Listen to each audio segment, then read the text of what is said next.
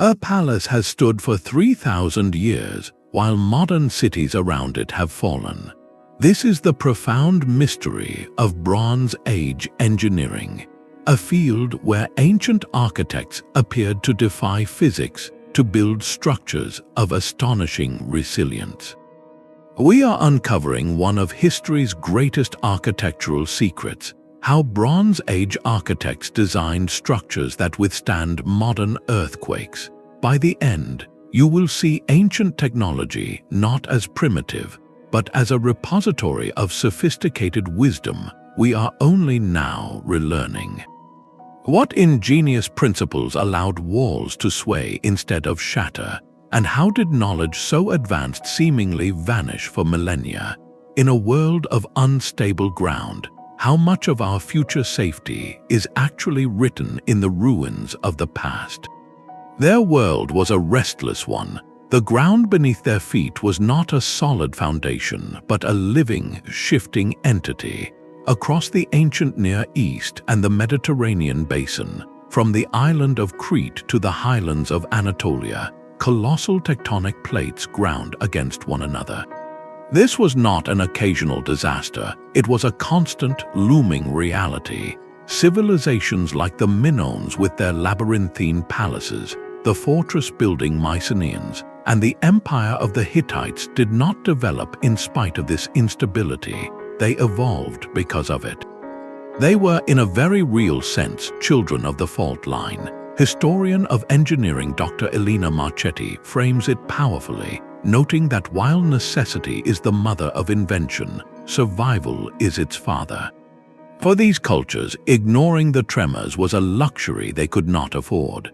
A collapsed home was a tragedy, but a collapsed palace or temple was an existential crisis, a sign that the gods themselves were displeased or that royal authority had faltered. This relentless environmental pressure created the world's first and most demanding school of architectural design. Every tremor was a test, and every fallen structure provided a grim but invaluable lesson. The goal shifted from merely building something impressive to building something that would endure. This was not about creating monuments meant to defy time in a static sense, but about engineering dynamic structures that could dance with the moving earth. From this crucible of necessity emerged a radical shift in thinking, one that valued flexibility over brute force and clever dissipation of energy over rigid, brittle strength. The architects of this age learned to listen to the whispers of the ground long before it roared. Their most brilliant innovations were often hidden from view, buried in the very ground they sought to master. To understand their genius, we must look down, not up, to where the structure meets the soil. This first foundational principle can be called the art of the flexible foundation. Bronze Age architects operated on a core philosophy that seems almost counterintuitive today. A building must be allowed to move. They designed not for stillness, but for controlled motion, creating a delicate dance between structure and earth. The journey towards seismic resilience truly began beneath the floor, with a radical reimagining of what a foundation should do. Instead of anchoring a building into immovable bedrock, they often sought to gently separate it from the worst of the ground's violence. One of the most widespread and effective techniques they employed was the use of layered or composite foundations. At the great Minoan palace of Knossos on Crete, excavations reveal a masterclass in this approach. Builders did not simply lay a single course of stone on the dirt. They constructed foundations like a carefully made sandwich, alternating strata of cut stone, packed clay, and even wooden beams or rubble. Each material had a specific role. The stone provided weight and stability, the clay acted as a lubricating layer that could shift and compress, and the timber added a degree of tensile strength and flexibility. Together, they created a sophisticated system of decoupling. This term simply means they intentionally introduced a buffer zone between the moving ground and the static walls above. When an earthquake's waves rippled through the earth, these layered foundations absorbed and dissipated that energy. The layers would slide against one another, the clay would deform, the timber would bend, all of this action serving to dampen the shock. It transformed a sudden, catastrophic jerk into a series of smaller, manageable movements that never fully translated to the building itself. Think of it not as a rigid anchor, but as a primitive, incredibly effective shock absorber built right into the earth. This principle of intentional flexibility reveals a profound insight. These builders understood that fighting the immense force of an earthquake with rigid strength was a losing battle. Stone alone is brittle, it cracks under tension. By introducing softer, sliding elements, they allowed the foundation to yield just enough to survive. This stands in stark contrast to the architectural philosophy that would dominate many later periods, where the goal was often to sink foundations as deep as possible into unyielding rock, creating a monolithic, rigid connection. The Bronze Age approach was smarter. It was about managing energy, not just resisting force. It was a dialogue with the earthquake, a way of saying, you may move, but you will not break what I have built. But a flexible foundation was only the first step in their architectural defense. Rising from these ingenious bases were walls that embodied a second, equally brilliant principle: the fusion of mass and movement through what we now call ashlar masonry with timber lacing. This is where the Bronze Age builders' philosophy becomes visible in the very fabric of their greatest structures. Walk among the ruins of a Mycenaean citadel like Turin's or Mycenae itself, and you are confronted by cyclopean walls, massive constructions of interlocking limestone blocks that seem utterly immovable. Yet, look closer. Between these colossal stones, you will often find long, narrow channels carved with precision into the rock. These were not decorative. They were functional sockets designed to hold horizontal wooden beams, usually of oak or cedar. This technique, sometimes described as carpentry in stone, created a hybrid material that defied the inherent weaknesses of its components. Think of it like this: a wall made only of giant stone blocks is incredibly strong under pressure, but it is also brittle. When shaken laterally by an earthquake, the individual courses can simply slide apart, like a stack of books being pushed off a table. The stones have no way to hold onto each other. The integrated wooden beams solved this flaw elegantly. They acted as flexible ties, stitching the entire wall together with a living, breathing thread. When seismic forces struck, the massive stone blocks provided the weight and compressive strength to resist crushing, while the wooden beams flexed, bent, and absorbed the shearing energy. They allowed the wall to distort slightly, to sway as a unified whole, rather than disintegrate into a pile of rubble. This created a structure with a quality modern engineers strive for: ductility. In simple terms, ductility is a material's ability to deform under stress without breaking. It is the difference between a glass rod that snaps and a copper wire that bends. These ancient builders, through their composite walls, were creating ductile structures millennia before the term entered an engineering textbook. The timber lacing also served another critical, long-term function. Wood, by its nature, is more elastic than stone. Over centuries, as minor tremors and settling occurred repeatedly, these wooden elements would compress and adjust, continually redistributing stresses throughout the wall and preventing the concentration of force that leads to catastrophic cracks. It was a self-correcting, maintenance-free system built into the initial design. This mastery of material synergy points to a deep, almost intuitive understanding of how different forces interact. They saw stone not just as a static building block, but as one partner in a dynamic relationship. They paired its immense strength with wood's natural flexibility, creating a whole that was far greater than the sum of its parts. It was architecture that did not just stand against time, but was designed to move with it, to absorb the rhythms of an unstable earth. And yet, the innovations did not stop at the walls. If the foundation managed the Earth's energy and the walls flexed to absorb it, a final, crowning invention was needed to protect the most vulnerable point of any structure, the very top. Yet the most elegant demonstration of their thinking is not found in the grand sweep of a wall, but in the precise geometry of a single stone. Among the ruins of the Minoan palaces at Malia and Phaistos, archaeologists have uncovered a quiet masterpiece of seismic design, the enigmatic U-shaped block. These are not your typical rectangular stones. Carved from soft limestone, each block features a projecting tenon on its top surface and a matching mortise or hollow on its bottom. When stacked, they fit together like pieces of an immense three-dimensional stone puzzle, locking vertically as well as horizontally. At first glance, this might seem like an extravagant effort for simple stability, a way to keep walls from shifting under their own immense weight. But the true purpose reveals itself only under the stress it was designed to withstand, the lateral, shearing force of an earthquake. When the ground begins to shake, a wall of ordinary rectangular blocks faces a dire problem. The horizontal force can easily cause one course of stones to slide right off the one beneath it, a process engineers call shear failure. Once that first block goes, the entire section above it loses support, leading to a rapid, catastrophic collapse.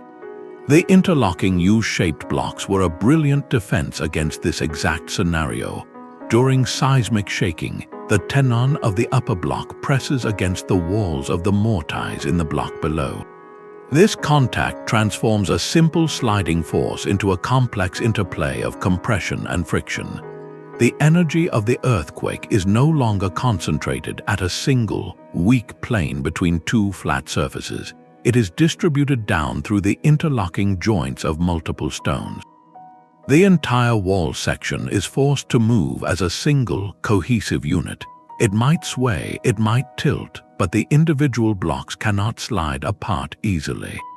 They grip each other, holding the assembly together through the tremor. This is not just clever craftsmanship, it is a profound geometric solution to a dynamic problem. The Minoan builders, through observation and experimentation, had developed an empirical understanding of what modern engineers call load paths, the routes that force travels through a structure. Their blocks were designed to create preferred, resilient paths for that energy, guiding it safely through the wall in a controlled manner to prevent a localized failure from cascading into total ruin. It was architecture that understood chaos and engineered a hidden order within it, a silent agreement written in stone that said, "When everything tries to pull us apart, we will hold together."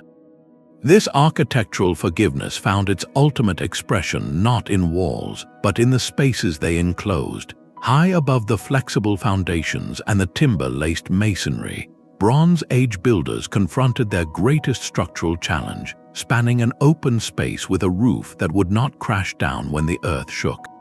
Their ingenious answer was a principle of construction so simple, so elegant in its logic, that it represents a third pillar of seismic wisdom, the strategic use of corbelling and the emergent falling arch.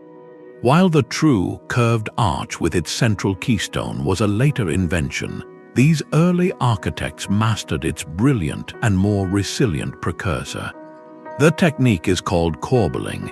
Picture it this way: instead of carving a perfect arch from a single piece or using wedge-shaped stones, builders would stack flat stones in horizontal courses. But with each new layer, they would position the stones to project slightly inward over the edge of the layer below. They would repeat this inward step, course after course, until the two sides gradually leaned in and finally met at the top, closing a triangular or parabolic void. It is architecture built on the principle of the overhang, a series of stacked cantilevers locking together through gravity and friction. You can witness its monumental scale in places like the so-called Treasury of Atreus, a magnificent Tholos tomb at Mycenae. Its soaring, beehive-shaped interior is a masterpiece of corbelled construction, with each ring of carefully fitted stones stepping inward to form a towering, pointed dome without any internal supports. But the true genius of this method is revealed not in its stillness, but in its behavior under duress. A corbelled structure possesses a remarkable quality of self-correction. During an earthquake, the stones are not locked into a rigid geometric form. They are simply resting on one another, held in place by their own weight and the friction of their contact points. When seismic forces push and pull, these stones can shift, they can tilt, they can settle slightly into new positions. Yet, because the system relies on gravity and overlapping stability rather than a precise keystone, this movement does not automatically lead to catastrophic failure. The stones essentially reseat themselves, finding a new, stable equilibrium within the shifted structure. It is a profoundly forgiving architecture, one that accommodates movement instead of resisting it to the breaking point. Contrast this with the later Roman keystone arch, an engineering marvel in its own right. That arch is a delicate balance of compressive forces, a single, interdependent system. If the ground movement deforms its perfect shape, if that central keystone is displaced, the entire elegant equilibrium can vanish in an instant, resulting in a complete collapse. The corbelled vault, by comparison, is robust. It is designed to degrade gracefully, to settle and sag in a controlled manner without suddenly disintegrating. This principle highlights a recurring theme in Bronze Age seismic design: the preference for redundancy and flexibility over brittle, optimized strength. They built structures that could survive not just the first tremor, but the inevitable settling and aftershocks that followed. They understood that on an unstable earth, a building must be a partner in an ongoing dance, not a statue frozen in defiance. And so, from the layered earth to the flexible walls to these self-adjusting roofs, a complete philosophy of resilient living emerges. Yet this leads us to a haunting and inevitable question. If this knowledge was so profound, so effective, why did it seem to fade from memory for centuries? The true test of their design philosophy is not in a single stone, but in the complete silhouette of a structure against the sky. Beyond the clever joints and flexible materials, Bronze Age architects wielded a more fundamental tool for stability: the power of pure geometry. They understood, perhaps through generations of observing what stood and what fell, that the very shape of a building could be its first and greatest defense against a shaking earth. Look at the monumental ziggurats of Mesopotamia, those stepped towers rising like man-made mountains. Their form is not a simple rectangle. It is a truncated pyramid, a shape that naturally channels tremendous weight downward and outward, creating an exceptionally low and stable center of gravity. This design makes the structure incredibly resistant to toppling, as the seismic energy must work against the immense mass and the sloping sides that push its base wider. It is architecture borrowing the logic of a mountain, the most stable form in a volatile landscape. Equally profound was their use of the circle.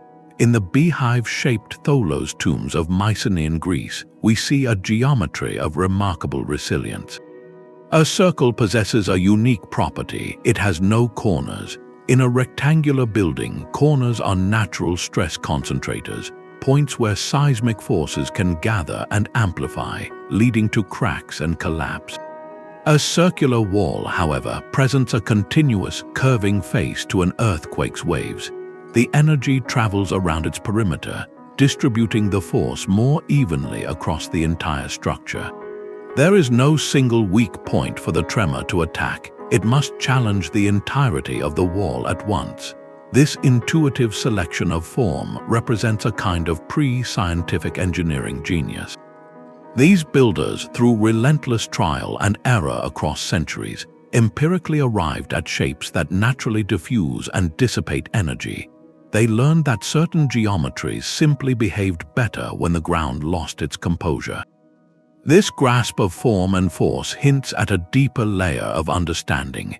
They were not just building shelters, they were modeling stability itself, A pyramid resists toppling because its shape inherently counteracts overturning forces. A circle resists cracking because its shape avoids focal points for stress.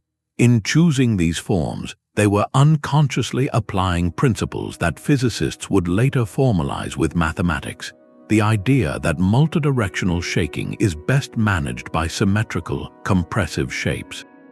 Their brilliance lies in reaching these conclusions not through abstract equations, but through the raw, practical school of survival.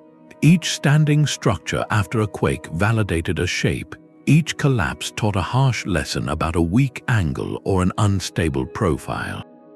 Over time, this accumulated wisdom became encoded in their cultural blueprint, in the very expectations of what a lasting, important building should look like. The monumentality of a ziggurat or a tholos tomb was not merely for show. It was the physical manifestation of a hard-won truth about living on an unquiet planet. And so, from the geometry of the plan to the joints in the walls to the foundations in the earth, a complete and coherent system of seismic defense emerges. Yet this only deepens the central mystery, for this integrated wisdom did not simply fade away. It appears to have been forgotten, only to be rediscovered millennia later. What could cause such a profound loss of knowledge? Perhaps the most astonishing of their innovations feels less like ancient construction and more like a modern engineering revelation. Beneath the walls of Hittite temples and fortresses in ancient Anatolia, archaeologists have uncovered something puzzling: massive, solitary stone blocks, precisely placed yet seemingly loose. These were not part of a continuous foundation, but isolated pedestals sitting in shallow, prepared beds of sand or gravel. For a long time, their purpose was a mystery, a curious architectural quirk. Today, a compelling theory has emerged, one that positions these stones not as a primitive oversight, but as the heart of a brilliant seismic defense system. These were likely designed as intentional pivot points, the Bronze Age equivalent of what modern engineers call a rocking foundation. The principle is deceptively simple yet profoundly effective. Instead of rigidly connecting a heavy wall or column to the ground, the builders seated it upon one of these large, rounded bottom stones. The stone itself was not mortared in place. It was free to move within its shallow socket. When an earthquake struck, the seismic energy would cause the entire supported section to rock back and forth on this stone pivot. This controlled, rhythmic rocking accomplishes something critical. It dissipates energy. Imagine trying to break a pencil by snapping it quickly. That is the concentrated force a rigid structure faces. Now imagine trying to break that same pencil by slowly, rhythmically bending it back and forth. The energy is spread out over time and motion, making failure far less likely. That is what these pivot stones achieved. They transformed a sudden, catastrophic jolt into a sustained, manageable oscillation. The wall or column could sway, it could tilt, but the rocking motion prevented the build-up of shear stress that would snap it at its base. After the tremor passed, gravity would simply settle the structure back to its original center on the stone. This is not a speculative idea. Engineering simulations and scale models have demonstrated that such a setup can dramatically increase a structure's survivability during seismic events. It represents a breathtaking leap in thinking, from merely building something strong to designing something that intelligently interacts with the force attacking it. What is truly staggering is how this ancient concept directly mirrors the pinnacle of modern earthquake engineering: base isolation systems. In contemporary skyscrapers and hospitals, engineers do not anchor buildings directly to the ground. They place them on massive bearings, often made of layers of rubber and steel, that allow the entire structure to slide or rock independently of the Earth's movement. The goal is identical to that of the Hittite builder, to decouple the building from the worst of the shaking.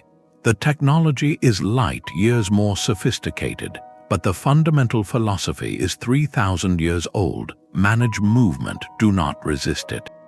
This parallel forces a humbling realization. The architects of the Bronze Age were not just lucky or intuitive, they were practicing a form of proto-engineering, arriving through observation and iteration at solutions that we, with all our science, have only recently readopted as cutting edge. Their rudimentary pivot stone was a stroke of genius, a literal fulcrum upon which the safety of their world balanced.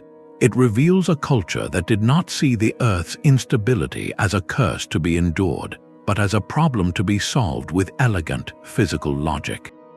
This integrated wisdom reached its most sophisticated expression in the way they shaped the very Earth itself.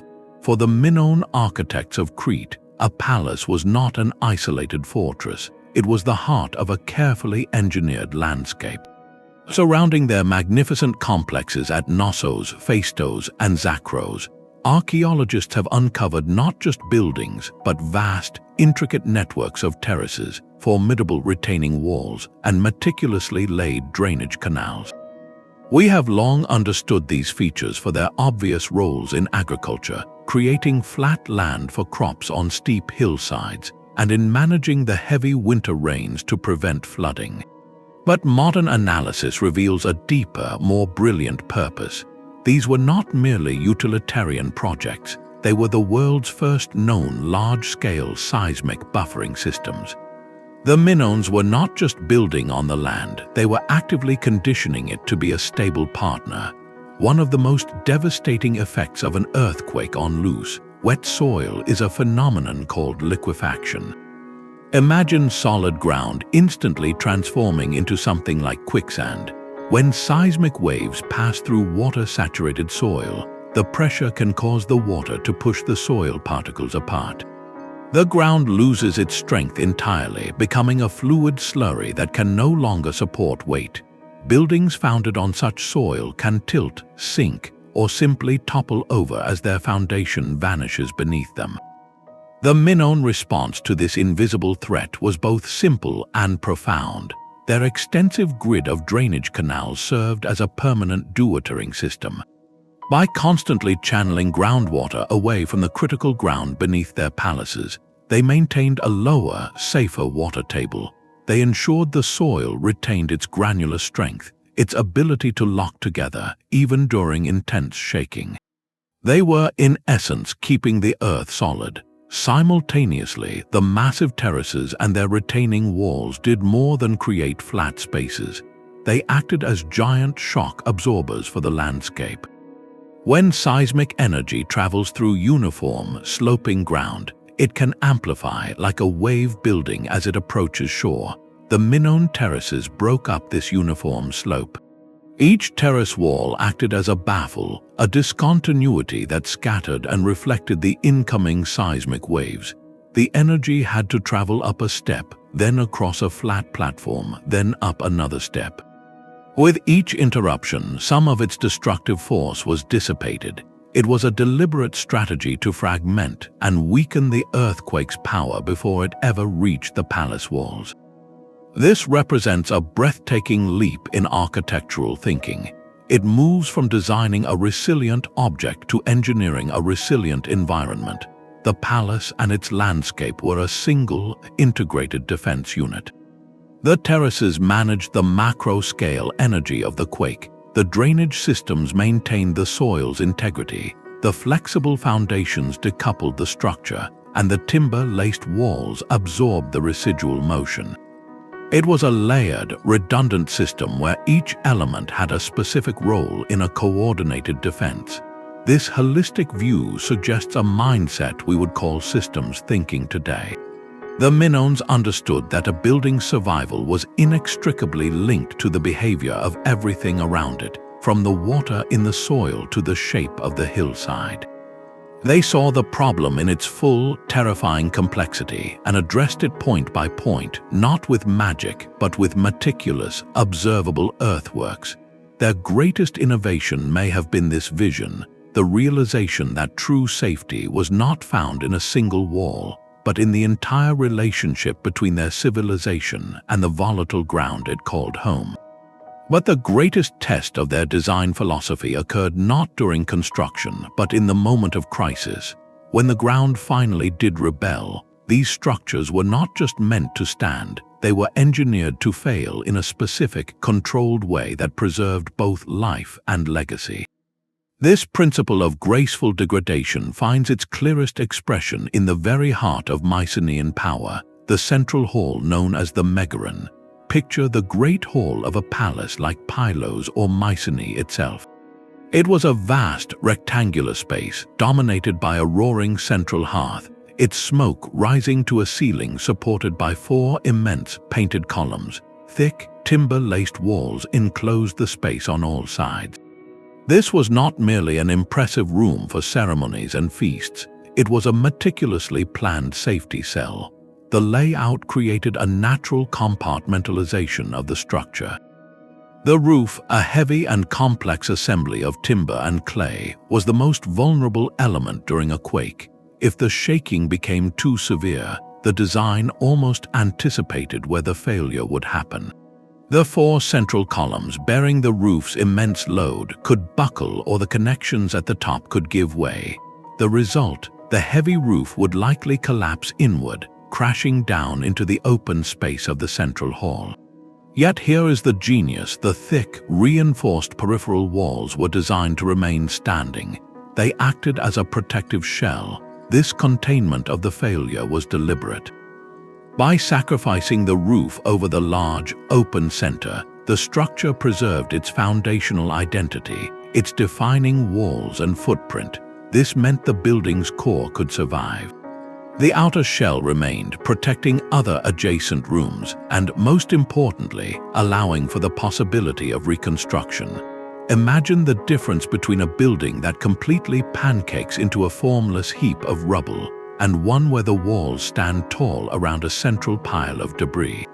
In the first scenario, recovery is nearly impossible. The site is a total loss. In the second, the community looks upon a damaged but recognizable structure. The walls provide a template, a starting point. The valuable cut stones are largely still in place. The task shifts from impossible rebuilding to manageable repair. This design philosophy reveals a profound and pragmatic wisdom. It prioritizes life safety, as a controlled central collapse is less likely to cause cascading failures that trap people in multiple rooms.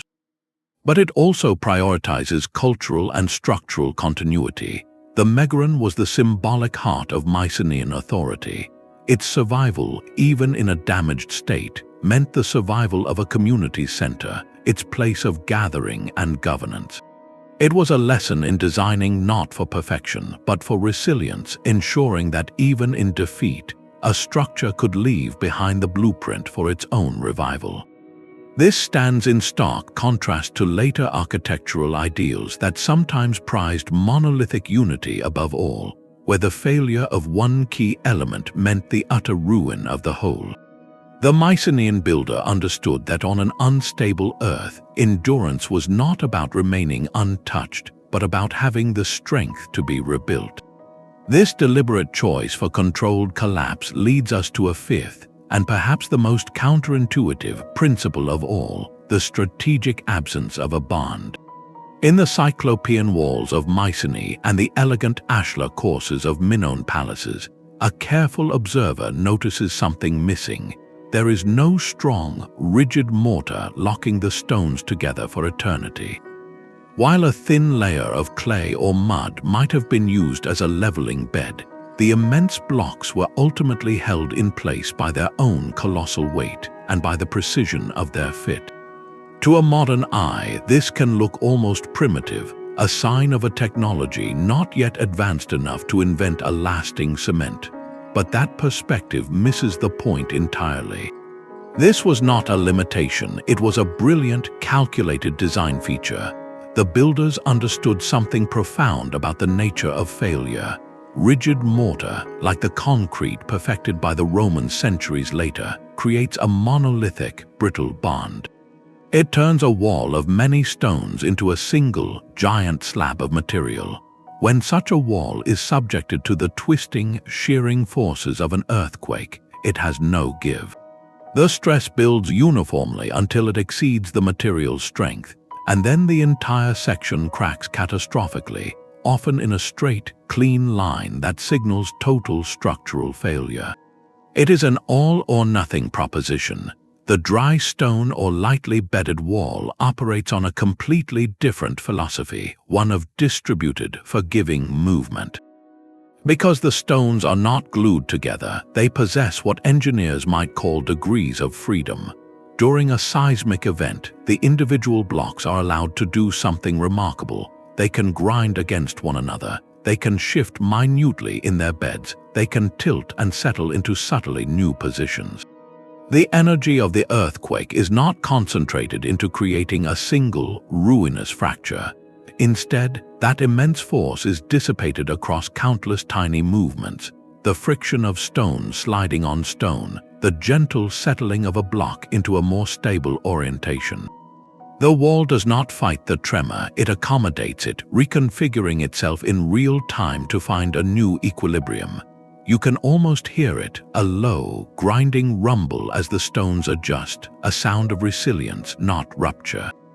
After the shaking stops, you might find a wall that is no longer perfectly level, a course of stones that has settled a few centimeters lower on one end. But crucially, the wall is still standing. It has absorbed the blow and adapted. This principle turns our usual notion of strength on its head. Sometimes, true strength lies not in being unyielding, but in being adaptable, in having the capacity to change form without losing function. These ancient masons were masters of this granular resilience.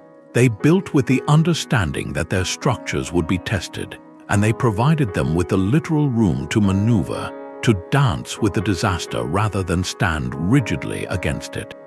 This silent intelligence written in the gaps between stones may be their quietest yet most eloquent lesson in survival.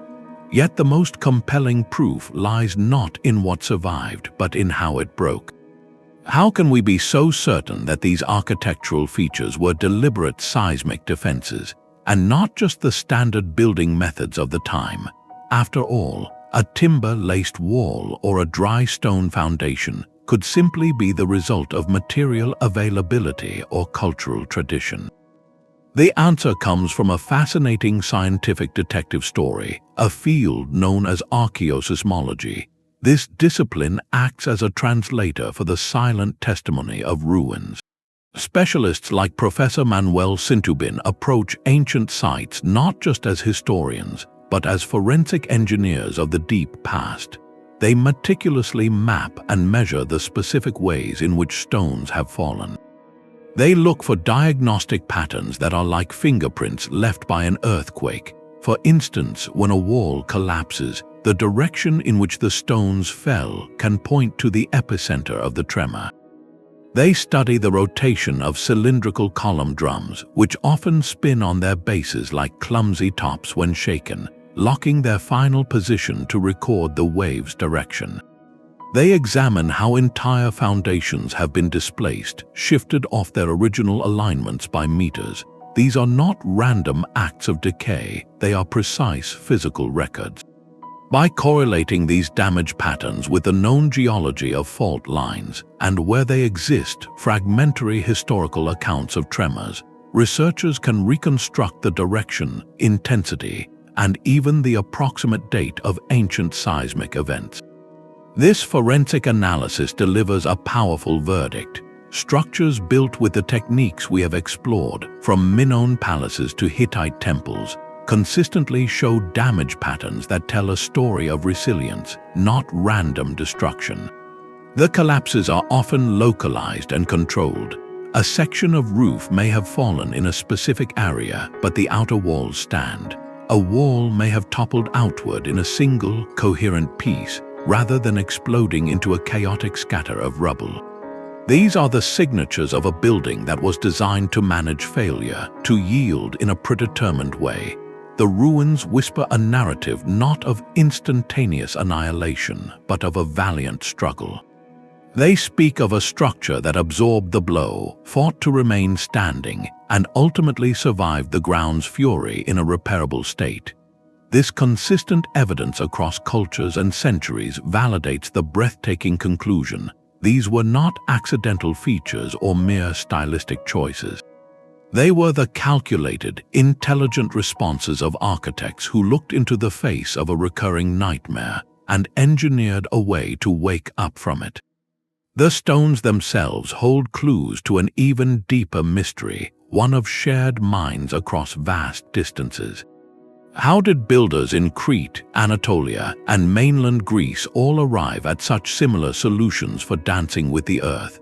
Was this profound architectural wisdom whispered along the same trade routes that carried copper ingots and exotic spices, or did it spring up independently, born from the same urgent necessity? The answer, much like their walls, is built in layers. At its foundation lies a powerful force, convergent evolution. This is a term from biology, where unrelated species develop similar traits to solve similar environmental problems.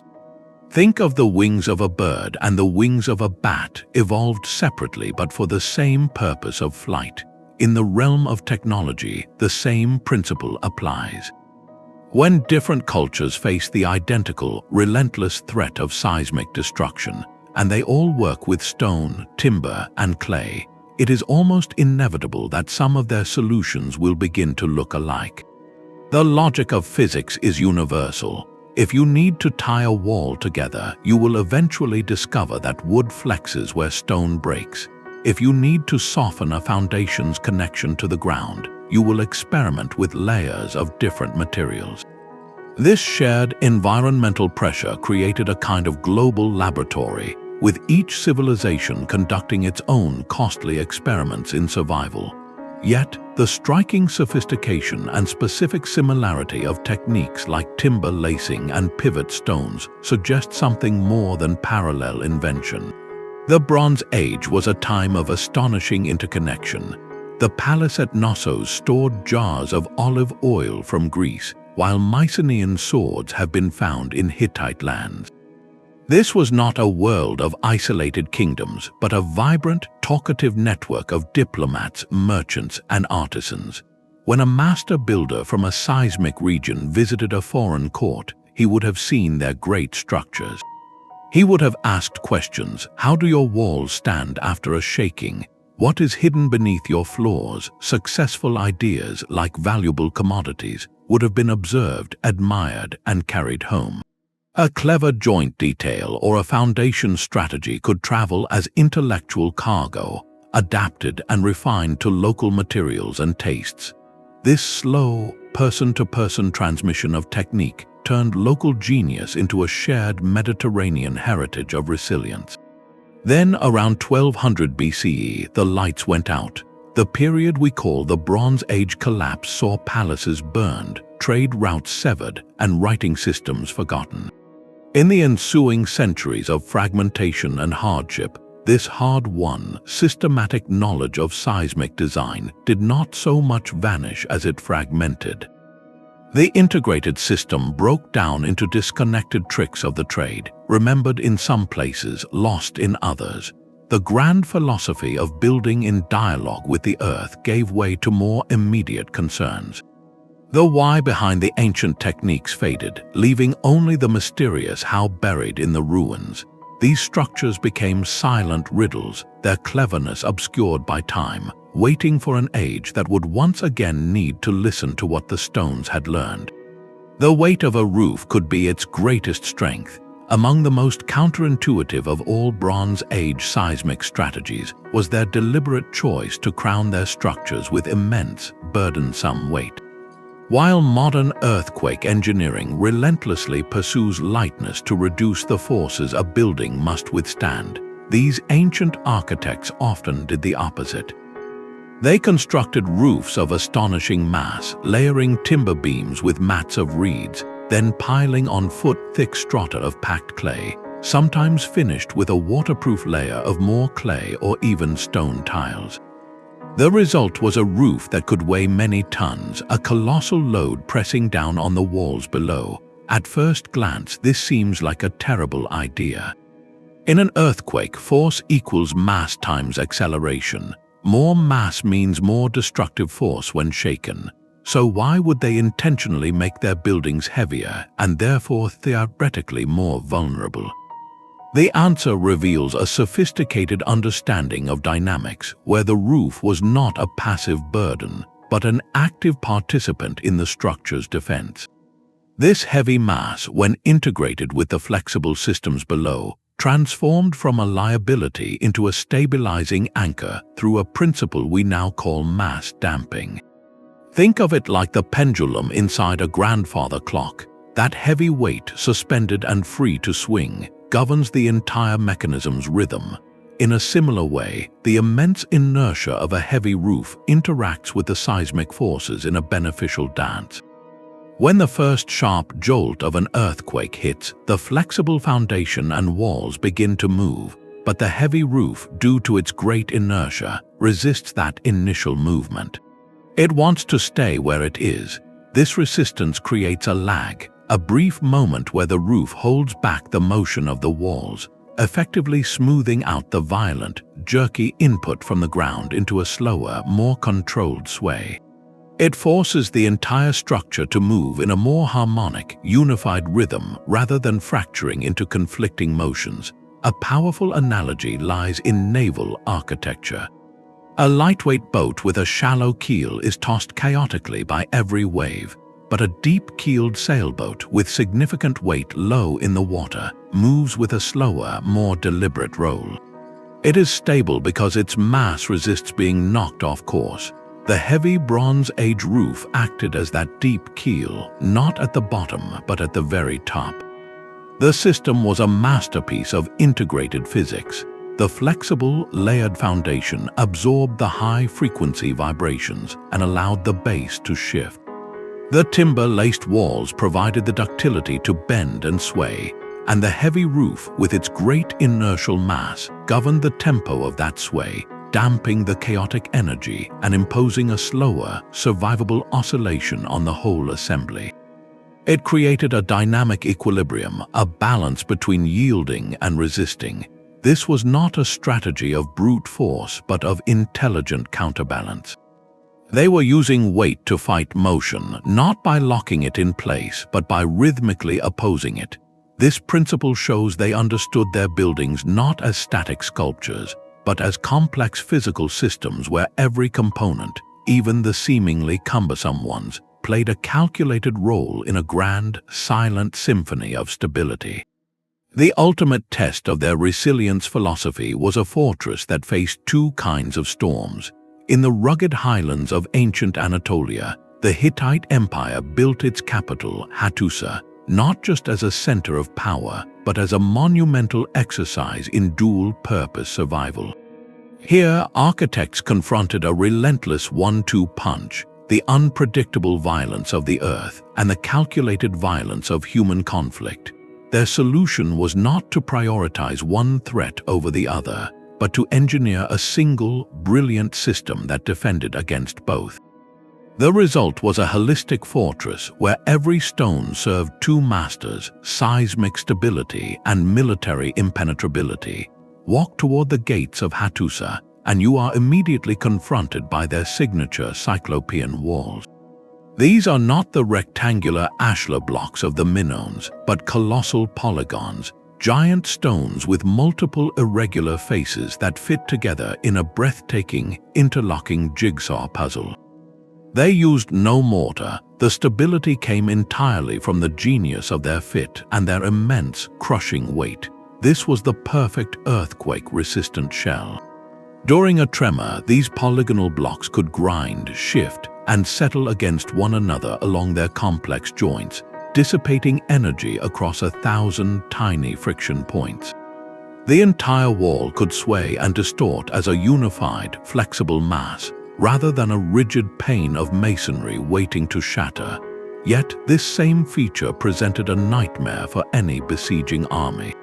A battering ram relies on transferring its kinetic energy into a rigid, brittle surface. Strike a mortared wall in one spot repeatedly, and it will eventually crack and crumble. But strike a wall of interlocking polygonal stones, and the force does something strange. It travels.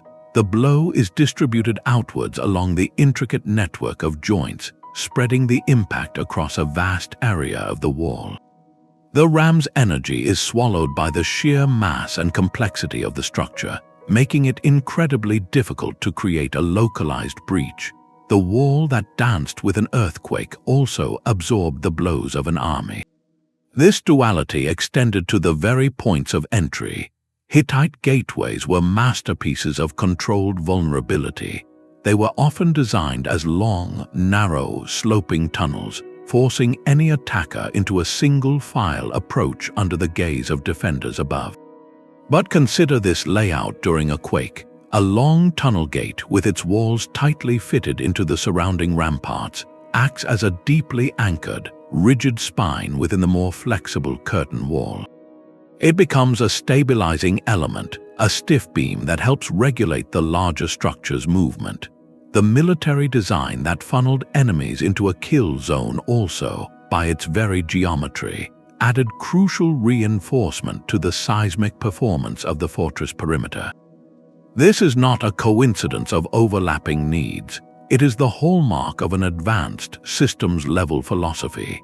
The Hittite engineers did not see an earthquake defense system and a siege defense system.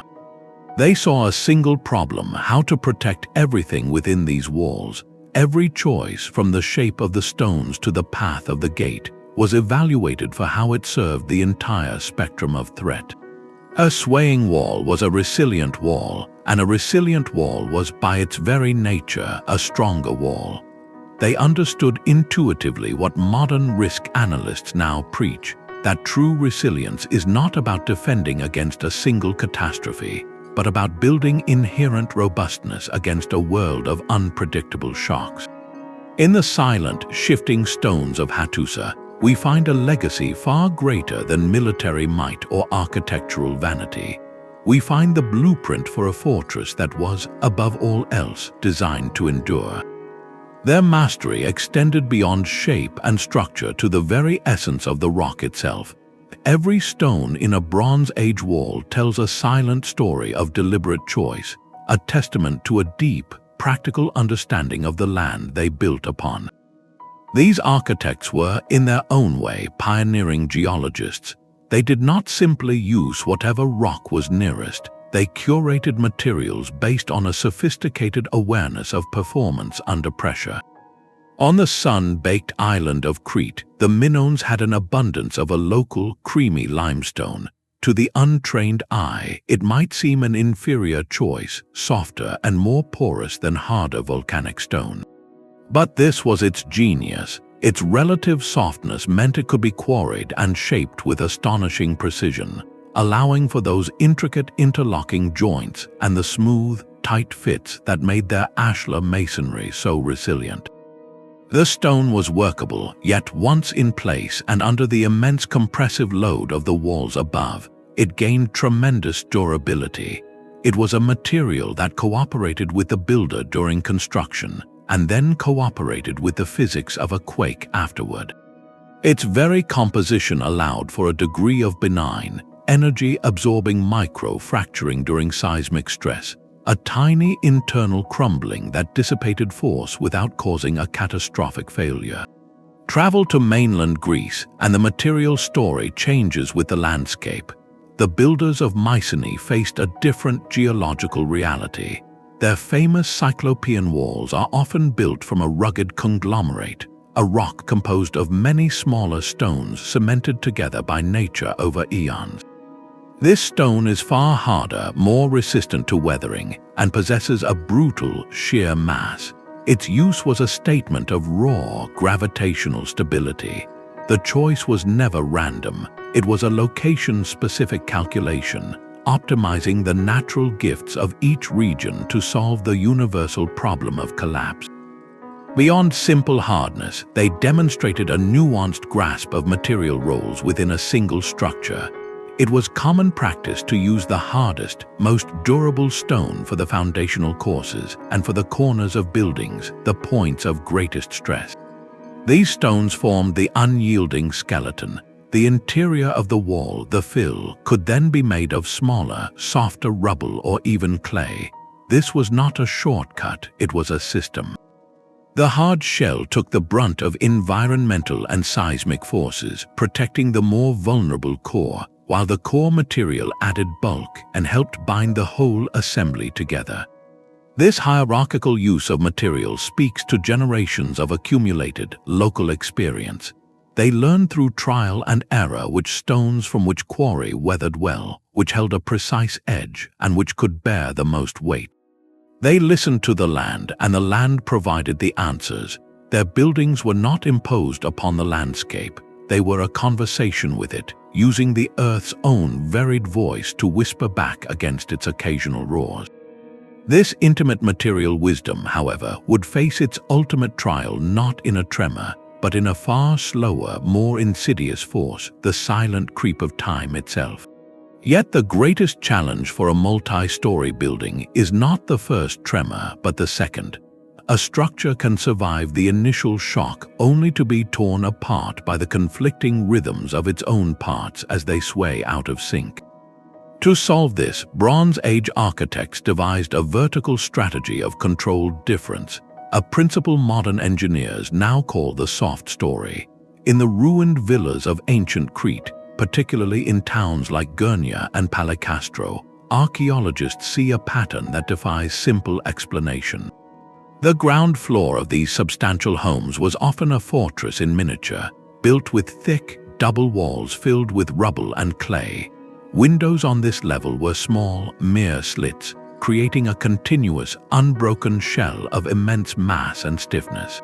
This was not the living space, it was the architectural anchor. Rising above this solid base, the upper floors told a different story. Constructed with a timber frame infilled with lightweight mud brick, these levels were essentially a large, flexible box sitting atop a rigid podium. They were lighter, more open, and fundamentally more yielding. At first glance, this design seems to create a dangerous weakness, the classic soft story problem where a flexible upper floor collapses onto a rigid lower one. But the Minoan approach was far more clever. It was a deliberate and calculated soft story engineered for safety. During an earthquake, the seismic waves would hit the rigid, heavy base first. This solid mass would begin to move, but it would move as a single, unified block, its inertia and stiffness forcing it to translate the ground's motion with minimal distortion. Meanwhile, the lightweight upper stories, with their flexible timber skeleton, would not be forced to move in perfect lockstep. Their natural period of vibration, the speed at which they prefer to sway, would be different from that of the heavy base. This mismatch is the key. Instead of the entire building trying to move as one rigid unit, which concentrates stress at the joints between floors, the structure separates its response. The rigid base takes the initial hit and moves in a solid, predictable way. The flexible upper stories, decoupled by their lighter construction, are allowed to sway independently atop this moving platform. They lag behind, they oscillate at their own rhythm, and in doing so, they dissipate a tremendous amount of the seismic energy through this internal friction. It prevents the whiplash effect where a uniform building snaps at its midsection. Think of it not as a weakness, but as a planned release valve. It is the architectural equivalent of a dancer whose legs move with a strong, stable step while their torso and arms flow in a separate, absorbing motion. The Minoan builders were intuitively applying a concept we now term vertical irregularity, intentionally zoning the stiffness of their buildings from bottom to top. They created a stiff, strong base to anchor the structure and resist overturning, and a soft, flexible upper volume to soak up the shaking. This stands in stark contrast to the idealized modern goal of building uniformly stiff structures, a goal that often fails when the real world introduces unavoidable irregularities. The Minoans, it seems, embraced irregularity as a tool. Their villas whisper a sophisticated truth that sometimes, to save the whole, you must allow the parts to move in their own way. This vertical wisdom completes the picture of their holistic defense, a resilient philosophy that managed energy from the buried foundation all the way to the swaying rooftop. The gods themselves were architects in this story. For the people of the Bronze Age, the ground did not just shake, it was shaken. A tremor was not a random geological event. It was the footstep of Poseidon, the earth shaker in Greece, the thunderous rage of the Hittite storm god Tahan, or the displeasure of a local deity. This world, you did not make their engineering less sophisticated, it made it more urgent. Every clever joint and flexible foundation served a dual purpose. It was both a physical solution and a spiritual negotiation. When you believe the earth moves because a god is angry, building something that can withstand that movement becomes an act of profound piety, a way to demonstrate respect, to appease, or even to cautiously defy the divine will. The immense labor required to quarry those cyclopean stones, to shape those intricate U-blocks, to weave timber through tons of masonry, was not merely a civic project. It was an offering, a prayer built in stone. The palace was more than a king's home. It was a community's covenant with the unpredictable forces that governed their world. Its resilience was a sign of favor, a proof that their rituals and their rulers maintained the proper balance with the powers above and below. This sacred dimension transforms our understanding of their investment. Why would a society dedicate generations to perfecting such complex techniques? Because the survival of the structure meant the survival of their entire cosmological order. A palace that stood after a quake was a victory for humanity, a declaration that human order could persist amidst divine chaos. The timber lacing was not just a physical tie, it was a symbolic thread connecting the community to stability. The pivot stone was not just a shock absorber, it was a ritual fulcrum balancing the human and divine realms. This fusion of myth and masonry may be the very reason this knowledge was pursued with such relentless ingenuity. The drive was not purely pragmatic survival, it was existential. The architect and the priest were often the same figure, reading the will of the gods in the cracks of the earth and answering with built form. Their greatest structures became theological statements saying, "We hear your power, and we have learned to live within it." This deep cultural imperative ensured that the most advanced seismic wisdom was not a trade secret, but a sacred trust woven into the foundational stories and identity of the people. When the ground roared, it was not testing their engineering alone, it was testing their entire relationship with the universe, and in their silent, steadfast walls, they believed they had found an answer. But does this ancient wisdom actually work, or are we simply seeing patterns in the ruins? The ultimate verdict does not come from a dusty trench, but from a humming, modern laboratory. To move from intriguing theory to proven fact, researchers have turned to one of engineering's most dramatic tools, the seismic shake table. This is a massive, computer-controlled platform capable of reproducing the violent, chaotic motions of real earthquakes. On these modern proving grounds, the past is put on trial. Teams of engineers and archaeologists, like those at the University of Patras in Greece, have meticulously constructed scaled-down models of Bronze Age walls. They build two versions side by side, one using the ancient composite design with timber lacing, and another using identical stonework but without the wooden ties. Then they let the ground roar. The results are not subtle.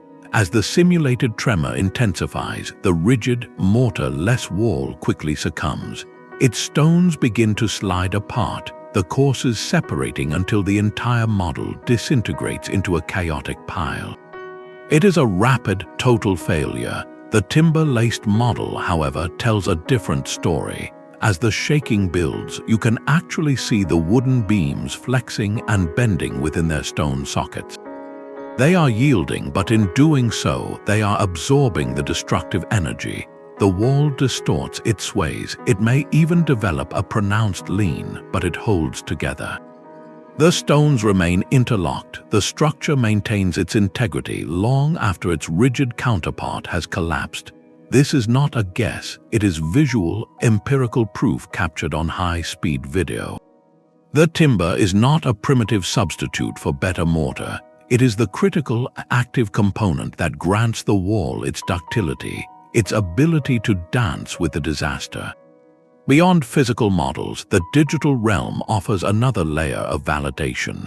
Using sophisticated computer simulations known as finite element analysis, engineers can map the invisible flow of force through these ancient designs. They can assign material properties to virtual stone and wood, apply seismic loads, and watch the stress patterns bloom across the structure like heat signatures. These simulations reveal the hidden choreography of safety. They show how stress concentrates at the corners of a simple rectangular block, but disperses smoothly along the complex joints of an interlocking U-shaped stone. They illustrate how a rocking foundation stone pivots, redirecting a devastating horizontal shear force into a manageable rocking motion that travels up the column in a controlled wave. This digital forensics transforms anecdotal observation into hard, quantitative data. It proves that the patterns of survival seen at Knossos or Hattusa were not accidents of collapse, but the predictable outcomes of brilliant design. What archaeologists painstakingly uncovered, and what historians thoughtfully interpreted, engineers can now calculate and confirm. The laboratory verdict is clear: these techniques work according to the fundamental laws of physics. This scientific validation forces a profound shift in perspective.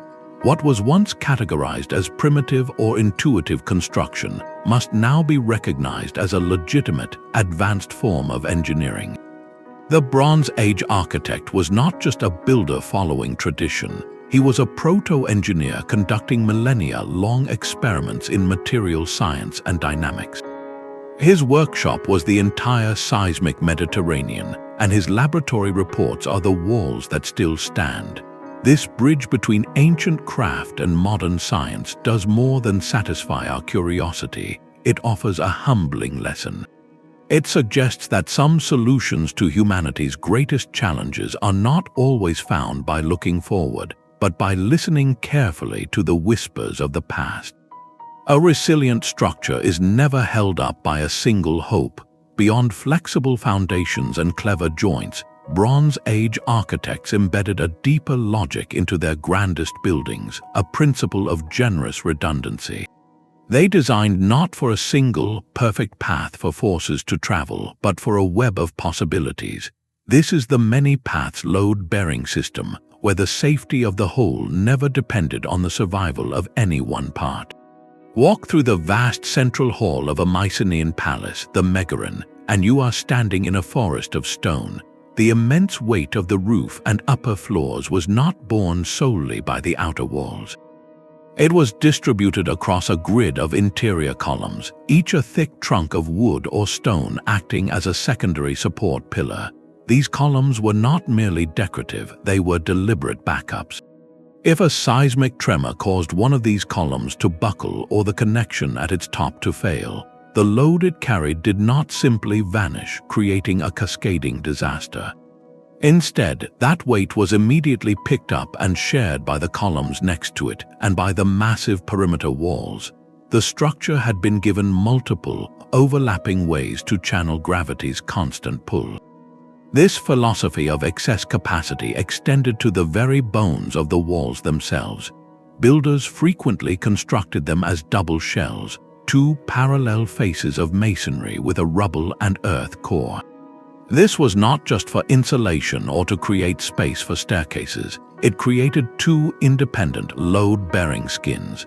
During an earthquake, if the outer face of a wall cracked or shifted, the inner face could still carry the vertical load from above, holding the line long enough to prevent a sudden, catastrophic breach. Even the openings in a wall were designed as bastions of redundancy. Look at the doorways and windows in Hittite or Mycenaean fortifications. They are often flanked by colossal, single stone jambs, monoliths that stretch from the threshold to the lintel high above.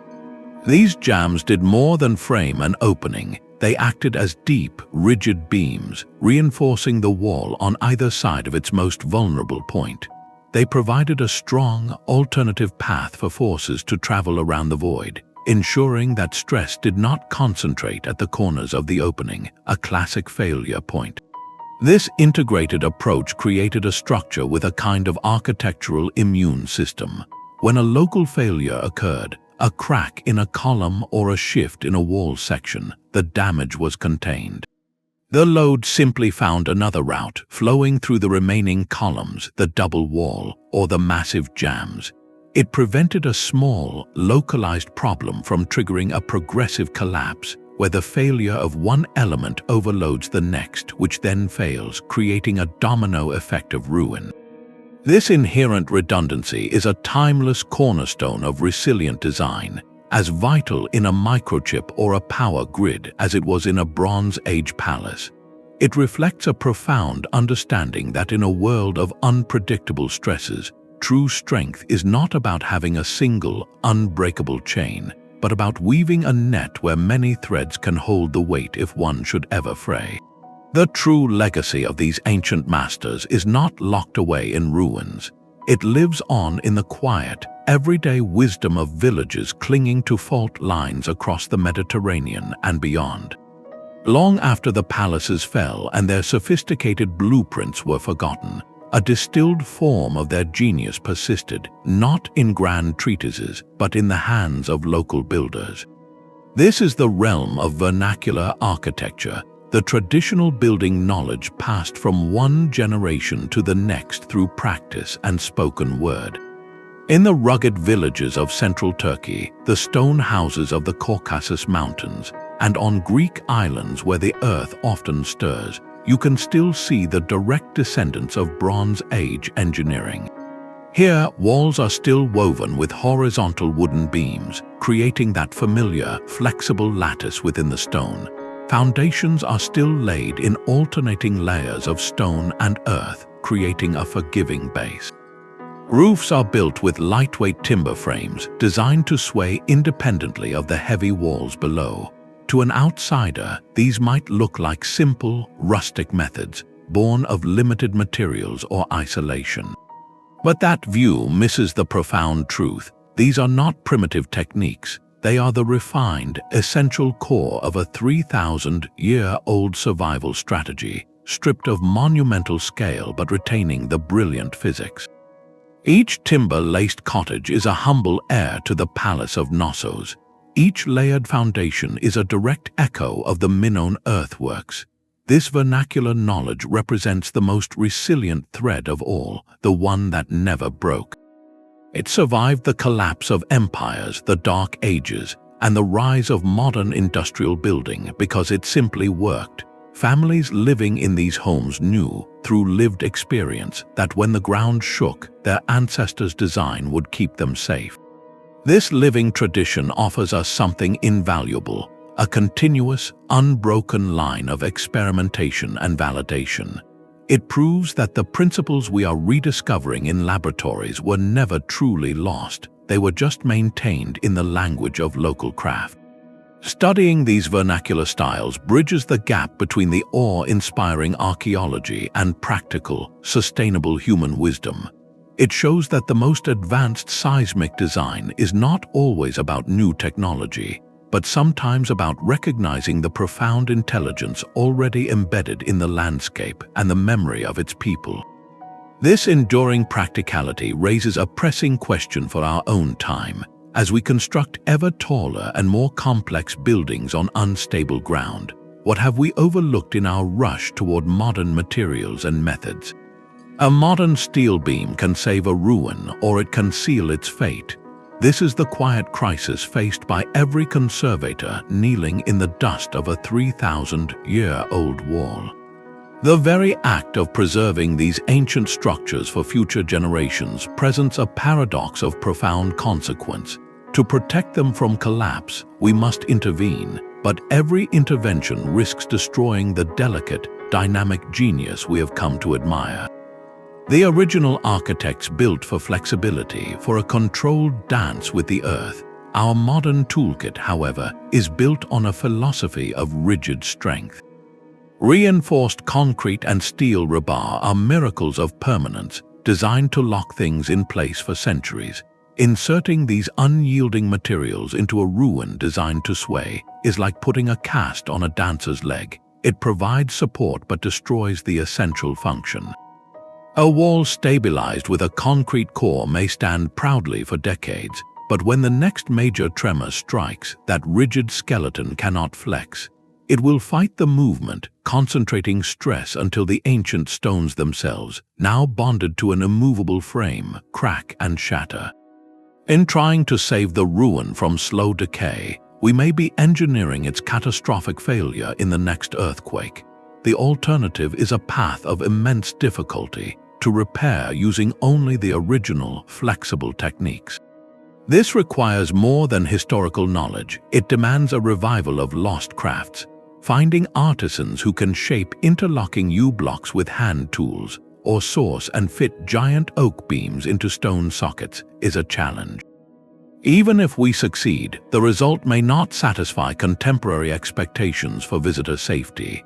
A wall repaired with ancient dry stone methods might have a slight, visible lean or small gaps between stones, a testament to its flexibility but a potential liability in a world governed by strict codes. The conservator stands at this crossroads, holding a trowel in one hand and a bundle of rebar in the other. Each choice carries a weight of legacy. Do we freeze the ruin in time as a static monument, safe for tourists but stripped of its seismic soul? Or do we allow it to remain a living, breathing artifact, one that continues to whisper its ancient lessons even at the risk of future change? This dilemma forces a humbling realization. To truly preserve these structures, we must first preserve their philosophy. We are not just maintaining piles of stone, we are stewards of an idea, the radical notion that to endure is sometimes to yield. The greatest tribute we can pay to those Bronze Age architects is not just to admire their work, but to learn to think as they did, to see resilience not as a state of rigid perfection, but as a graceful, ongoing conversation with an unquiet world. Their battle for stability began long before the first foundation trench was dug. The ninth and perhaps most overlooked principle of Bronze Age seismic wisdom was not about how to build but about where. Before a single stone was shaped or a timber beam selected, these ancient architects engaged in a profound act of risk reduction. They chose their battlefield with extraordinary care. The placement of their great palaces and citadels was not a matter of convenience or mere symbolism. It was the result of a deep, accumulated understanding of the land itself, a geomorphic awareness born from centuries of watching the earth rebel. They understood that the safest building in the world could still fall if it stood on the wrong ground. Their first and most critical line of defense was simply to avoid the most dangerous places. Across the seismic landscapes of the Mediterranean, a clear pattern emerges. Major Minoan centers like Knossos and Phaistos were not built on the soft, fertile plains near the coast, which are often composed of loose alluvial soil deposited by rivers. Instead, they crown low hills or bedrock outcrops. The Mycenaean citadels of Tiryns and Mycenae perch on dramatic limestone ridges. The Hittite capital Hattusa was constructed on a rugged, rocky highland. This was not a coincidence of dramatic scenery. These locations were deliberately chosen for their geological stability. Loose, water-saturated soils are a death sentence during an earthquake. They undergo a terrifying transformation called liquefaction, where solid ground instantly turns to a fluid slurry, swallowing foundations whole. Bedrock, the solid rock of the Earth's crust, does not liquefy. By building directly upon these natural platforms, the builders ensured their structures had the firmest possible handshake with the planet, but their insight went beyond simply finding solid rock. They also understood how landscape shapes an earthquake's power. Seismic waves do not travel uniformly. They can be amplified or dampened by the topography they pass through. A ridge or a spur acts as a natural baffle. When seismic energy moves toward a narrow, elevated landform, some of that energy is reflected away, scattered into the air or the surrounding valleys. The structure on top experiences a less intense shaking than one nestled in a basin below, where the waves can become trapped and amplified, like sound echoing in a bowl. By positioning their fortresses on these natural pedestals, the builders were using the Earth's own shape to shield them from the Earth's own violence. This represents a holistic vision of environmental engineering. They were thinking on the macro scale of the entire landscape, not just the micro scale of a single wall. It was a strategy of alignment, of placing human order in harmony with the natural order of geology. This knowledge did not come from a textbook. It came from the brutal, long-term observation of which locations survived when the ground shook. A village built on a riverside plain might vanish in a single event, its fate a grim lesson for generations. A shrine on a stable outcrop, however, would stand, its survival sanctifying the site as a place of divine favor and practical safety. Over centuries, this empirical data became encoded in tradition, in the unwritten rules passed from elder to apprentice about where to place the foundations of a lasting community. Choosing the right ground was more than half the victory. It was the essential precondition for all the clever engineering that followed. A flexible foundation is useless on liquefying sand, and a timber-laced wall cannot save a building sliding off a collapsing hillside. Their geomorphic awareness was the silent, invisible partner to every visible innovation, the wise old voice that said, "First, listen to the land." The Roman world would answer the earthquake with a declaration of unbreakable will. Centuries after the Bronze Age palaces had fallen silent, a new empire arose with a different architectural language, one of breathtaking scale and monolithic confidence. Roman engineers were unparalleled masters of materials, inventing a form of concrete that could set underwater and erecting soaring arches that distributed weight with geometric perfection. Their response to seismic threats was often an escalation of this same philosophy, building not to flex but to outmuscle the tremor. They constructed walls of immense thickness, supported vast structures with forests of heavy piers, and anchored their cities to the bedrock with a tenacity that seemed to defy nature itself. This was architecture as assertion, a testament to human order imposed upon a chaotic world. When the ground shook, a Roman viaduct or temple was designed to stand firm, to absorb the blow through its sheer, colossal mass and the rigid integrity of its interlocked stone and mortar. It was the strategy of the fortress, relying on overwhelming strength and perfect geometry to resist collapse. In many ways, it was brilliantly effective, gifting the world with structures that have endured for 2 millennia. Yet, this approach carried within it a hidden vulnerability, a brittleness born of its own perfection. A rigid arch is a delicate balance of compressive forces, a frozen moment of equilibrium. If the ground movement distorts that perfect shape, if the foundation shifts even slightly, the entire elegant system can fail catastrophically. The structure that refused to bend could, under the wrong conditions, be broken. This creates a profound contrast with the whispering intelligence of the Bronze Age. Where the Roman builder might see a problem of insufficient strength, the Minoan or Hittite architect saw a problem of uncontrolled energy. Their solution was not to resist but to redirect, not to stand rigid but to sway in a controlled dance. Think of it as the difference between a sturdy oak and a willow in a hurricane. The oak, with its deep roots and solid trunk, relies on its immense strength to withstand the wind, but if the force exceeds that strength, it snaps. The willow, with its flexible trunk and yielding branches, bends almost to the ground, allowing the storm's energy to flow through it and pass harmlessly by. When the winds calm, it springs back. The Bronze Age architect was planting willows in a seismic storm. Their timber-laced walls were the flexible trunk, their layered foundations the roots that allowed subtle movement, their pivot stones the joints that permitted a safe rock. They designed for ductility, for the ability to deform without fracturing, a concept that is the cornerstone of modern earthquake engineering. This comparison is not about declaring one civilization superior to another. It is about recognizing two powerful, enduring paradigms for confronting chaos. The Roman model is one of dominant control, a masterpiece of static force. The Bronze Age model is one of resilient adaptation, a masterpiece of dynamic interaction.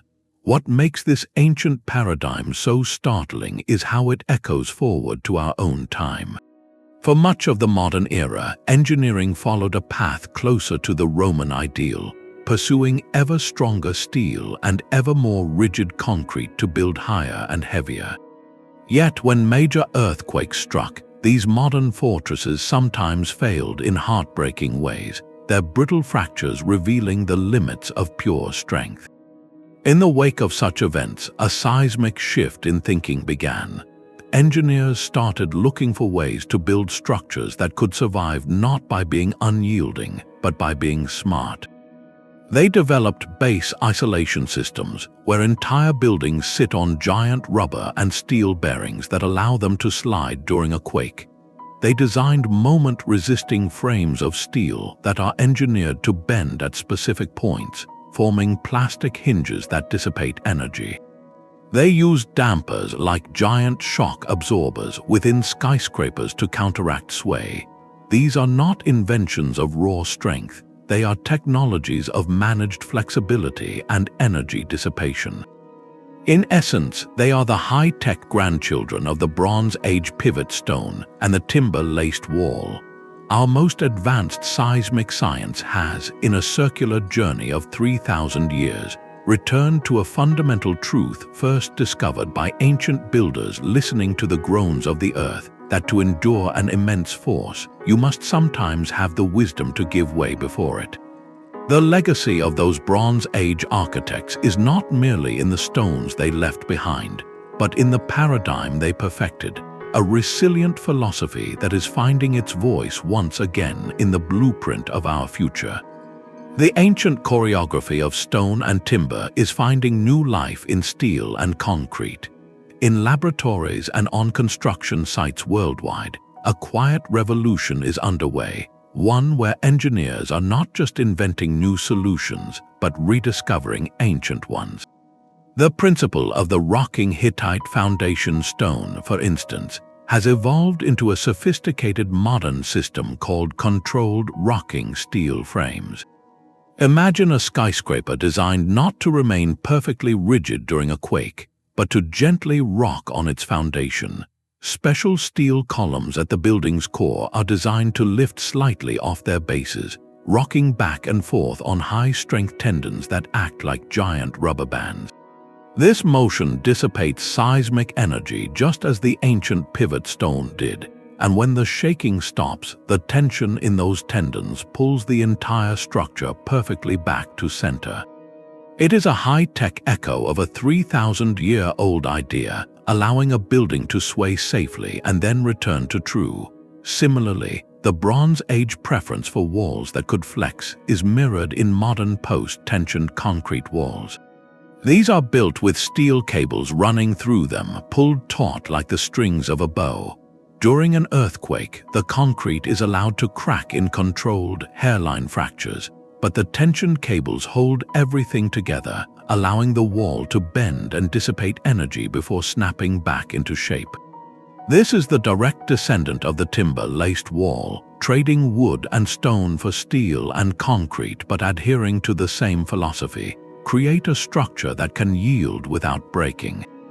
Even the concept of sacrificial elements, seen in the Mycenaean Megaron's designed roof collapse, is alive in modern seismic fuses. These are specially designed, replaceable components within a building's frame, often in the form of links or braces, that are meant to deform and absorb energy during a major event. They are the designated weak points protecting the rest of the structural skeleton. After the quake, engineers can simply replace these fused elements, much like how ancient builders would have cleared the central hall debris and raised a new roof. This approach acknowledges that some damage is inevitable, and it smartly localizes that damage to parts that are easy and cheap to fix.